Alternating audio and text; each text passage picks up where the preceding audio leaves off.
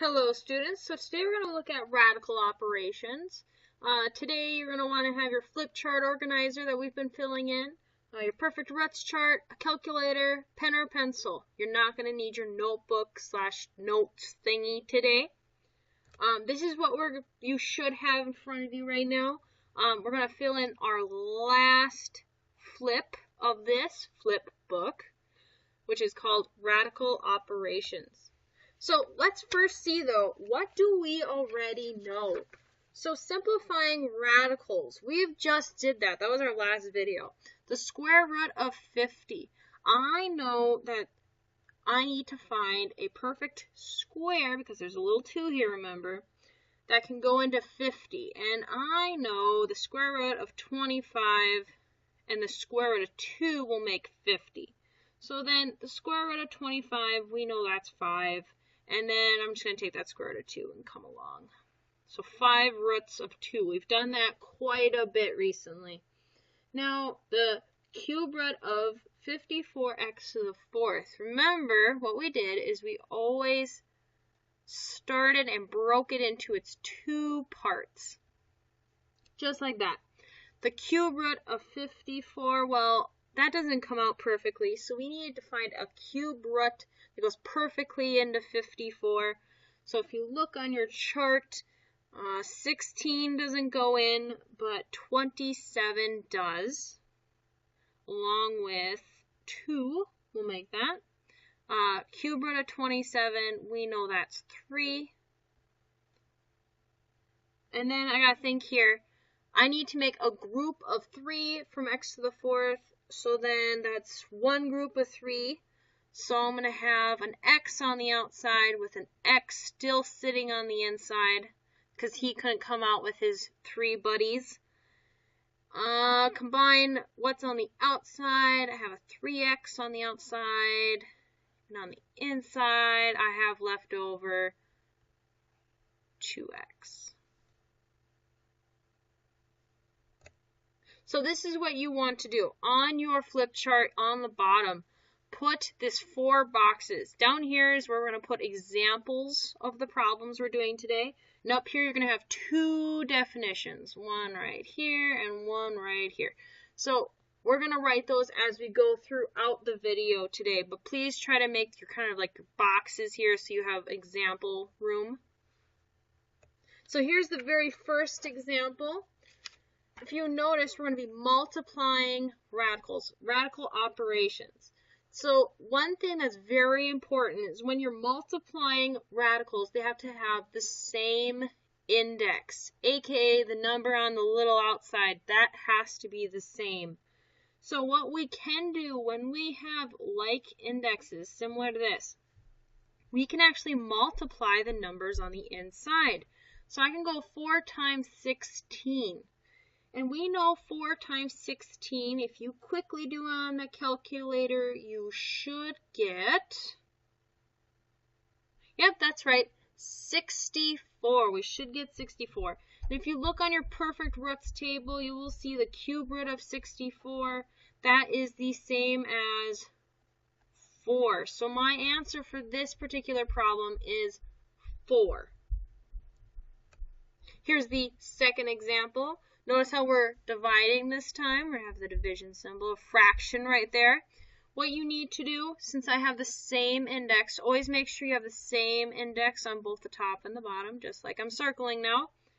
You can make this under one very large radical. So I can make 80 over 5 underneath one very large radical. So 2 small ones can become one very big one. What I then did is I did 80 divided by 5 on my calculator just to make sure I simplify. And I get a 16 underneath there. 80 divided by 5, that is 16. You can check on your calculator quick. And then if I look under my perfect roots table, the 4th root of 16, if I look onto the left, it looks like it is 2. So my answer should be 2 for that one. But now, I'm going to pose a problem to you. What if those 2 problems would look similar to this? Could I have done anything to these problems? No, I couldn't, because they don't have the same index. Notice how these are both not 4. I can't do anything if they're not the same index. That just ain't gonna work. So then on this one, I have a little 2 here. I don't have the same index either. So I can't do anything either. Please always make sure that you check to make sure the indexes are correct and the same. Otherwise, you cannot do anything on the problem. So back to your little flip chart. At the top, you're going to want to write this. What if I have to multiply or divide? So you need the index to be the same. If that's the case, you can use one radical sign. Now, index, if you remember, that's that little number right here. This is the index of your radical function. That's the index, the little number. So you should have that written at the top here, and your exercise 1 example here, and your example 2 right here, or possibly right here. Depends, I guess, on how you wanted to set it up for yourself. And now, of course, we're going to go to addition and subtraction. So first, let's look at addition. What you need to have for addition and or subtraction is you need to have like indexes, just like last time, but you also need the number underneath the radical to be the same, the radicand. So you need the same radicand, aka number underneath. So I need to make these look the same.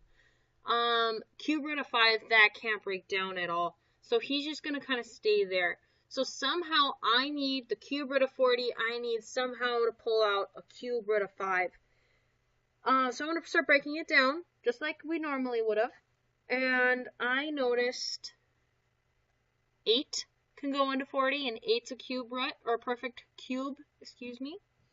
And I'm going to be left with the cube root of 5, because 8 times 5 gives me 40. I have still the cube root of 5 out there.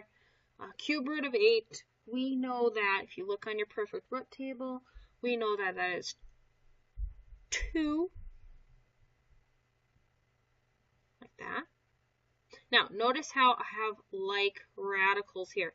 What I'm going to do is add the numbers in the front. But now you're saying, well, Miss Marsh, there's no number up front here. What is that number?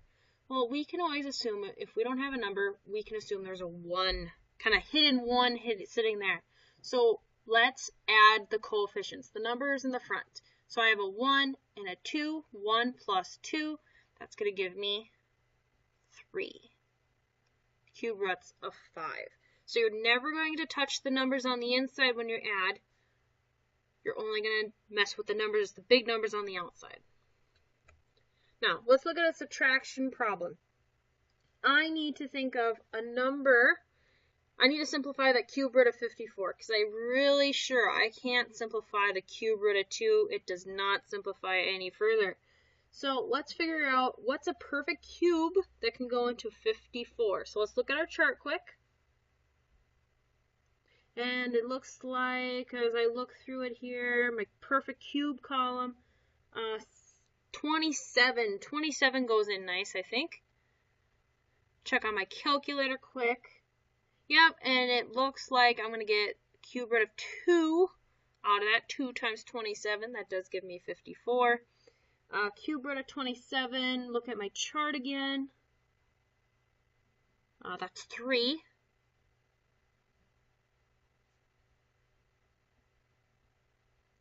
There we go.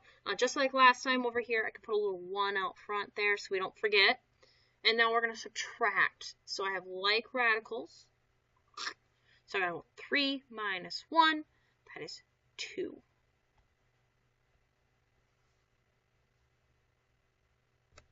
So here's the last thing you need to write on your little flip book. If you're adding or subtracting, you must have like radicals. Like radical means you have to have the same index and you have to have the same radicand. So you need to make sure that you have something